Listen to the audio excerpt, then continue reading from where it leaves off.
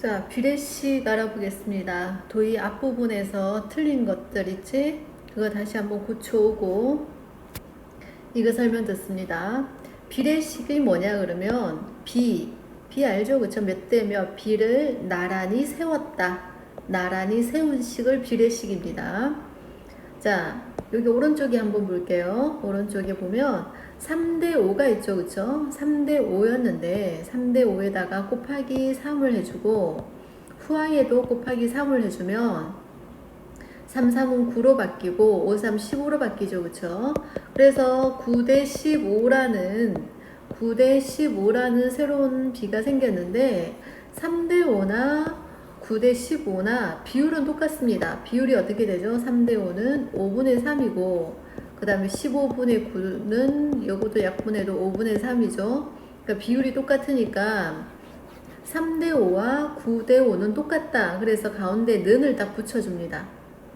그쵸? 비를 앞에 비와 뒤에 비를 나란히 같다라는 등호를 사용해가지고 이렇게 적은 걸 비례식이라 그러고 비례식을 만드는 순간 항의 이름이 조금 달라집니다. 자, 앞에 있는 전항과 뒤에 있는 후항이 는을 기준으로 바깥쪽에 있다 그래서 얘들을 묶어서 외항이라고 부릅니다. 바깥 외자.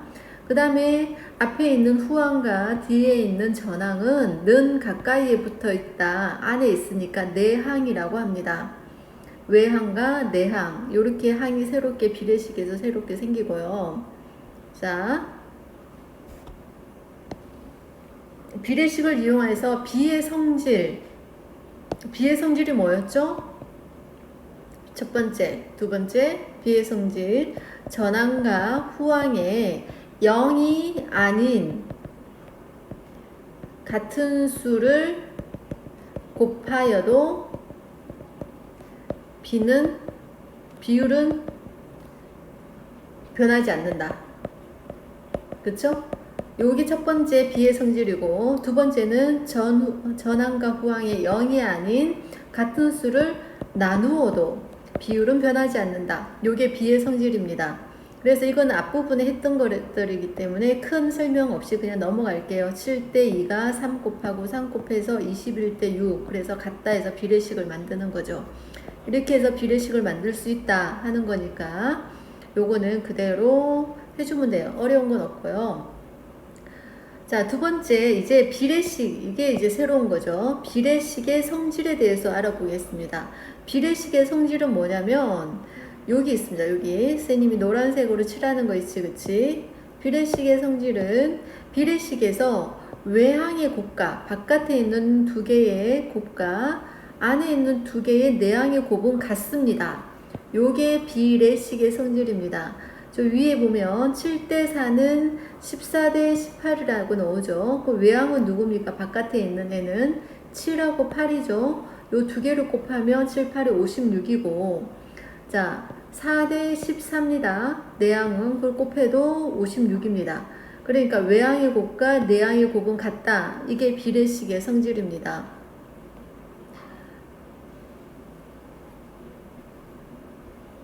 여기 하나 더 설명해 줄게요. 여기 한번 볼게요. 2대 5는 6대 10이다 그랬어요. 그래서 2하고 10하고 곱하면 20이죠. 5하고 6하고 곱하면 30이에요. 그러면 이건 같지 않죠. 외항의 곱과 내항의 곱이 같지 않으니까 이거는 비례식이라고 할 수 없습니다. 비는 양쪽에 같은 비율을 가지고 있는 어디 갔지? 같은 비율을 가지고 있는 이게 뭐야. 지우개 선택했는데 자꾸 이상하게 됐어. 같은 비를 가지고 있는 비를 적어야 됩니다. 그쵸? 2대 5는 6대 10이 아니기 때문에 외항의 곱과 내항의 곱이 같지 않기 때문에 비례식이 성립하지 않습니다. 할 수 있겠죠? 한번 해볼까요? 외항의 곱은 누구 곱하죠? 여기서는 그렇죠. 외항은 5와 10입니다. 그래서 5 곱하기 12, 60이 나오죠. 내항은 2 곱하기 3, 2 곱하기 30, 3이 아니고 그럼 60. 외항의 곱과 내항의 곱이 같으니까 5대 2와 30대 12는 같죠. 너무나 당연한 이야기. 비의 성질로도 충분히 할 수 있는데 비례식의 성질은 대부분은 다 비의 성질로 풉니다. 5에다가 6 곱했네. 그러면 2에다가 6 곱해서 12 만들면 되겠네. 이렇게 비의 성질로 푸는데 비가 어려운 경우가 있어요. 비가 어려운 경우에는 반드시 비례식의 성질을 이용해서 풀 때가 많아요. 그러니까 비례식의 성질도 아주 중요합니다. 비례식의 성질이 뭐죠? 내항의 곱과 외항의 곱은 같다. 꼭 익혀두기 바랍니다. 다음, 자, 비례식을 한번 활용해 볼까요? 고춧가루와 새우젓이 8대3으로 섞여서 김치 양념을 만들려고 합니다. 근데 수학에서 이렇게 예제가 나오잖아요. 과학의 예제도 나오고요. 그렇죠? 이렇게 생활의 예제도 나오죠. 근데 대부분이 아니었고, 교육상 정확한 것만 대체로 정확성을 다 유지해야지만 예제로 넣을 수 있습니다. 그러니까 만약에 김치 만들기를 도전한다면 이렇게 만드세요. 고춧가루 8큰술, 새우젓 8큰술 이렇게 해주면 김치 양념을 만들 수 있습니다. 얘는 컵으로 하네요. 8대3으로 섞어야 되는데 고춧가루가 16컵을 넣었대. 그러면 새우는 몇 컵으로 넣어야 될까요? 그럼 비례식을 세워서 8대3은 앞에가 고춧가루, 뒤에가 새우젓이죠. 요 뒤에 거도 꼭 요 순서대로 세워줘야 됩니다. 고춧가루가 8이었는데 16으로 변하고 새우가 3이었는데 얼마로 변하겠니? 그러면 비례식은 이렇게 만들어집니다. 비의 성질을 이용한다면 어떻게 해야 되죠? 8이 16으로 변해야 되니까 곱하기 2 해야 되죠. 3도 곱하기 2가 해서 얼마가 돼? 6컵이 나옵니다. 그럴 수 있겠죠? 이게 비의 성질이고요. 쌤 설명 잘못했구나. 이거 비례식의 성질인데 쌤 비의 성질 요거 설명했습니다. 쌤 개떡같이 얘기해도 넌 찰떡같이 알아듣겠지? 그치? 쌤 밑에 거 이 방법 2번 설명했습니다. 이제 비례식의 성질은 뭐죠? 내항의 곱은 외항의 곱과 같다. 그러니까 외항의 곱이 8 곱하기 네모는 내항의 곱 3 곱하기 16과 같다. 이렇게 되는 거죠. 8 곱하기 네모가 48이니까 네모는 6컵 이렇게 되는 거고 비의 성질은 조금 전에 얘기했으니까 넘어갈게요. 그리고 3번 중요합니다. 3번 이걸 이용해서 구하기 그랬는데 이 방법을 선생님은 크로스 계산이라고 얘기할 거예요. 중학교 때도 굉장히 많이 쓰입니다. 이 크로스 계산해서 풀어 이렇게 얘기할 거예요. 어떤 거냐 8대 3은 16대 네모죠. 이거 비율로 합니다. 이 비율이 뭐죠? 3분의 8이고 얘 비율은 네모분의 16이에요. 그쵸? 그래서 빨간색으로 좀 바뀌고 여기가 8이 16으로 변하려면 곱하기 2 그래서 곱하기 2에서 6컵 이렇게 해도 되고요. 이건 이제 비의 성질이죠.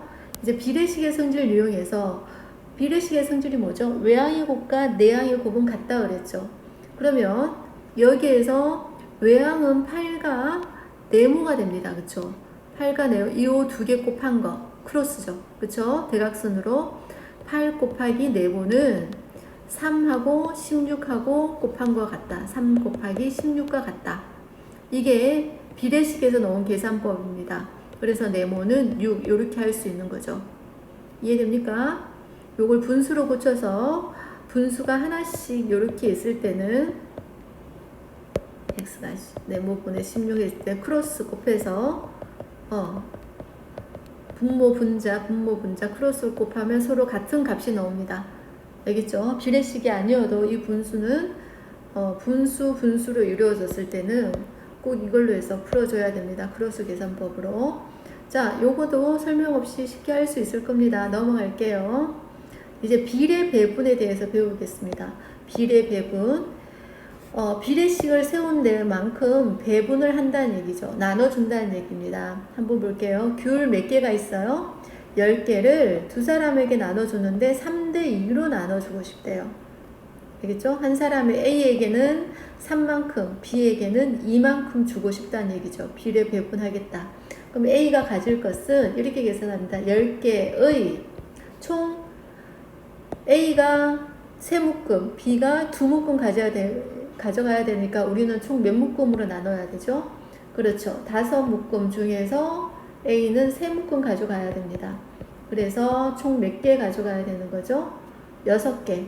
B는 10개 중에 5분의 2 묶음 가져가야 되죠? 그래서 얼마? 4개.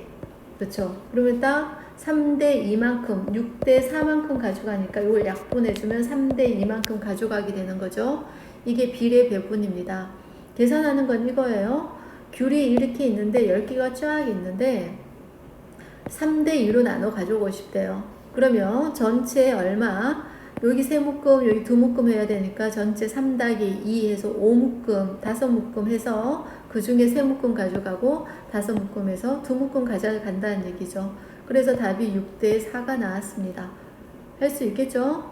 어렵지 않게 할 수 있을 겁니다. 그래서 쭉 풀어보고 어디까지 푸냐면 숙제가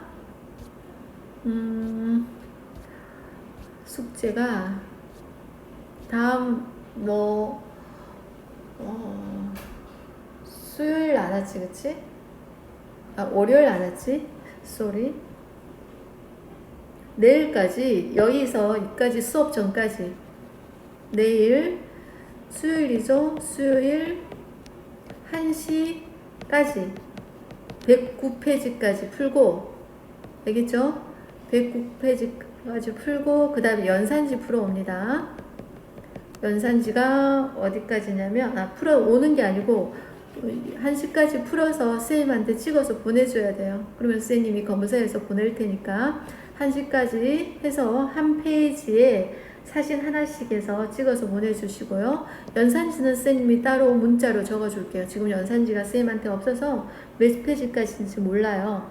아니면 송윤이한테 전화해가지고 연산지 몇 페이지까지 하니 물어보세요. 그래서 송윤이가 숙제한 것까지 내일 숙제해서 쌤한테 보내줘야 됩니다. 알겠죠? 여기까지.